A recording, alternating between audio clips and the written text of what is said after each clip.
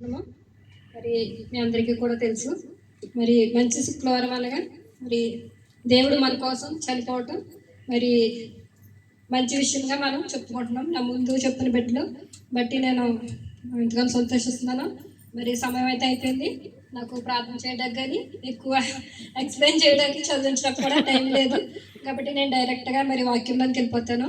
మరి 7వ మాట లూకా సువార్త 23వ అధ్యాయము 46వ వచనం. అప్పుడు యేసు గొప్ప శబ్దంతో కేక వేసి, తండ్రి, నీ చేతికి నా ఆత్మను అప్పగించుకునిచున్నాను నేను. హల్లెలూయా.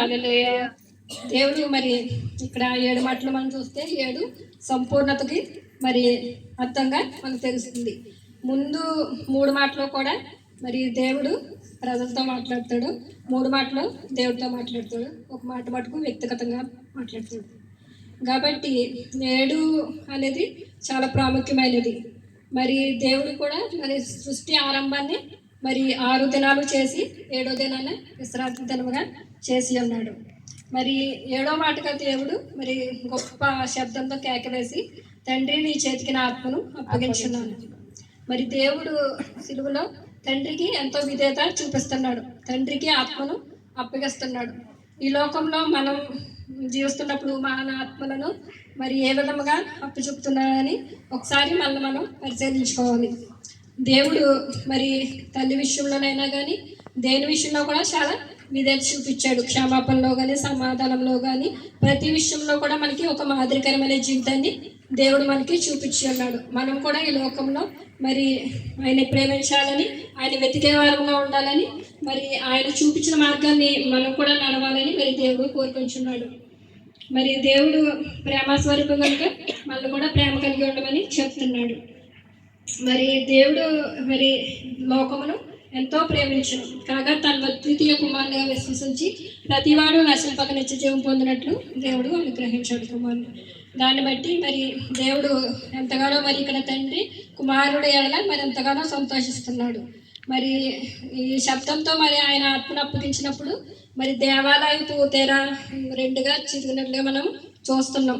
మరి అది చెరగటం వల్లే మనం ఈ రోజున ఇక్కడ నిలవబడి ఇంత అద్భుతంగా దేవుణ్ణి మనం ఆరాధిస్తున్నాం. అది ఒకవేళ మనకి అడ్డు గోడ లేకపోతే మనము అతి పరిశుద్ధ స్థలంలోనికి మనం ప్రవేశించలేము అన్నమాట. అది చిరిగినప్పుడు మరి దాన్ని ఎవరో కూడా చెంపలేరు, అది దేవుడి కార్యం వల్లే జరుగుతుంది. మనుషులైతే దాన్ని చెంపలేరు, ఎందుకంటే దాని వెడల్పు, ఆ తెర వెడల్పు మొత్తం 4 అంగుళాలు అన్నమాట. దాన్ని మనుషులైతే ఎవరో చంపడానికి వీలు కాదు, దేవుడి వల్లనే అది కార్యం జరుగుతుంది. దేవుడు చంపడం వల్ల, కుమారుడు మన కోసం చనిపోవటం వలన ఆ తెర చిరిగింది. మరి 300 యాజకులు మరి ఆ తెరను ఒక్కొక్క బ్లాక్గా చేసి దాన్ని జతపరిచారనమాట. అంత దళసరిగా ఉండే తెర మరి మన క్రీస్తు తండ్రి మరి కుమారుడు తండ్రికి అప్పగించినప్పుడు ఆ తెర చిరిగింది. దాన్ని బట్టి దేవుని స్తుతిస్తున్నాం. మరి అలాగే మరి ఒక అధ్యాయం చూద్దామండి, ఒక్కటే చూపిస్తున్నాను. యోహాను సువార్త 10:17. నేను దాని మరలా తీసుకున్నట్లు నా ప్రాణము పెట్టుచున్నాను, ఇందువలననే నా తండ్రి నన్ను ప్రేమించుచున్నాడు. ఎవడను నా ప్రాణము తీసుకున్నాడు, నా అంతటా నేనే దాన్ని పెట్టుచున్నాను. దాన్ని పెట్టుటకు నాకు అధికారము కలదు, దాన్ని తిరిగి తీసుకున్నటకు నాకు అధికారం.